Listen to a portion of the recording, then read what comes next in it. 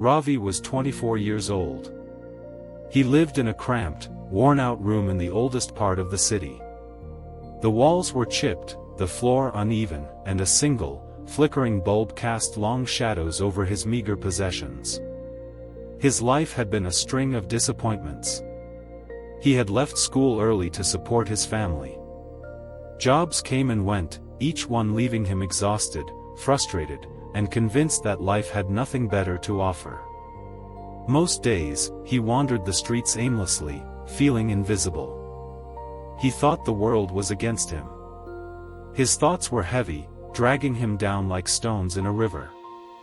He often sat near the marketplace, watching people pass by, their faces busy with purpose, their pockets lined with opportunities he could never reach. "Why me?" he whispered to himself. "Why am I always stuck here?" The sound of merchants shouting, the clatter of carts, the smell of frying food, all of it reminded him of the life he had never had. Pause. One rainy afternoon, while seeking shelter under a rusted awning, Ravi noticed an old man sitting on the steps across the street.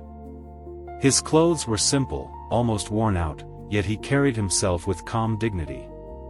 People passed him without a glance, but Ravi felt drawn to him. Something about the old man's posture, the way he watched the world without complaint, made Ravi pause. Curiosity won over hesitation. He approached the man slowly. "Sir, do you ever worry about life?" he asked, voice trembling. The old man looked at him and smiled. "Everyone worries, young one. The question is, what do you do with it?" Ravi explained his life in brief bursts, the failures, the dead-end jobs, the constant feeling of being stuck. The old man listened, nodding, occasionally closing his eyes as if weighing Ravi's words. Then he said, "If you want your life to change, you must change the way you see it. A new mindset can open doors you didn't even know existed." That was the first time Ravi had heard words that sounded like hope rather than pity. He asked, "How? How can I change my mindset? I've tried everything." The old man stood slowly, motioning for Ravi to follow. "Come with me tomorrow. I will show you." The next morning, Ravi found himself in a small, quiet courtyard on the edge of the city.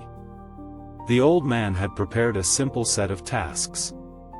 "Your first lesson," he said, "is to observe the world differently. Walk through the market today. Watch everything, but do not react. See people, their actions, their intentions. Take it all in." Ravi followed the instructions hesitantly. At first, it felt strange. He wanted to interact, to argue with vendors over prices, to complain about the noise, the chaos, the smells. But he held back. He watched. He noticed small details, the way a fruit seller arranged his oranges, the smile of a mother calming her crying child, the way a man hurriedly handed change without looking up. Each observation was a lesson in patience, in awareness. Pause. When he returned, the old man asked, "What did you learn?" Ravi frowned. "I am not sure. I saw a lot, I guess." The old man smiled. "Seeing is not enough. You must interpret. You must find the value. Even in the smallest moments, there is a lesson if you are willing to learn." For the next week, Ravi repeated small exercises. He cleaned a neglected garden, observing how plants grew despite harsh conditions. He helped at a nearby temple, listening to people's stories without judgment. He carried a notebook, writing down thoughts, feelings, and insights. Slowly, he began noticing patterns. His mind, once clouded with self-pity, started focusing on potential rather than limitation. Then came the challenge. The old man handed him a simple cup. "Carry this water from the well to the house without spilling a drop. Focus only on the water. If your mind wanders, start over." Ravi laughed, thinking it was a joke. "That's it?" he asked. "Not so fast," the old man replied. "The mind is full of distractions. Each drop spilled is a failure in focus. You will learn patience, control, and attention. These are the building blocks of a new mindset." Ravi took the cup, walking slowly. At first, he spilled water immediately. Frustration boiled over. "This is impossible," he shouted. The old man's voice was calm. "Try again. This time, quiet your thoughts. The water will teach you. Be present. One step at a time." He tried again. 1 step. 2 steps. Focused on the weight of the cup, the rippling water, the texture of the path beneath his feet. He learned to anticipate movement, to adjust. By the end of the afternoon, he had completed the task without spilling a single drop.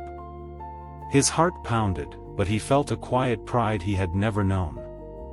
The old man nodded. "You see, Ravi, your mind was overflowing with doubts. Your life was spilling out because you were not present.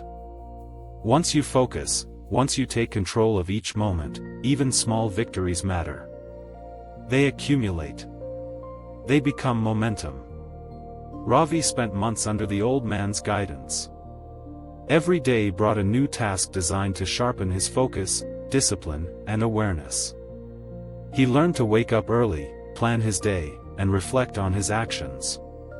He learned to manage anger, impatience, and negativity. He started small businesses, offered help to neighbors, and applied these lessons consistently. Slowly, people noticed the change. Friends commented on his calm presence, strangers responded to him with respect, and opportunities began to appear. Ravi realized the old man's lesson was simple yet profound. His mindset dictated his reality. By focusing, being present, and choosing perspective, he could change the trajectory of his life. Pause. One evening, Ravi sat with the old man under the stars. The air was cool, the city quiet below them. "I feel different," Ravi admitted. "I still have challenges, but I see them clearly now. I don't panic. I don't give up." The old man smiled, placing a hand on Ravi's shoulder. "That is the power of mindset. Life will always throw obstacles. Your mind decides whether they destroy you or teach you. Remember, change does not come from outside. It begins within." Ravi nodded, understanding the depth of the lesson. He returned to his daily life with renewed energy. He faced rejection without despair, failure without self-loathing. He celebrated small wins, learned from mistakes, and helped others along the way. His life, once defined by scarcity and frustration, transformed into one of purpose, growth, and clarity. Now, when Ravi walks through the marketplace, he sees opportunity where once he saw despair. He greets vendors, helps strangers, and invests in his dreams. He carries the wisdom of focus, patience, and awareness in every step. The lesson is clear: your mindset shapes your life. Change your perspective, focus on the present, and take deliberate action. Even small shifts compound into life-changing transformation. If you take one thing from Ravi's story, let it be this: control your mind, and you control your life. Every moment is an opportunity to learn, grow, and rise above circumstances. Your thoughts create your reality. Choose them wisely. Pause. Reflect. Take a deep breath. Look around. What small step can you take today to shift your mindset? Like, share, and subscribe if this story inspired you. Apply this lesson, and watch your life transform. Your mindset is your most powerful tool. Use it.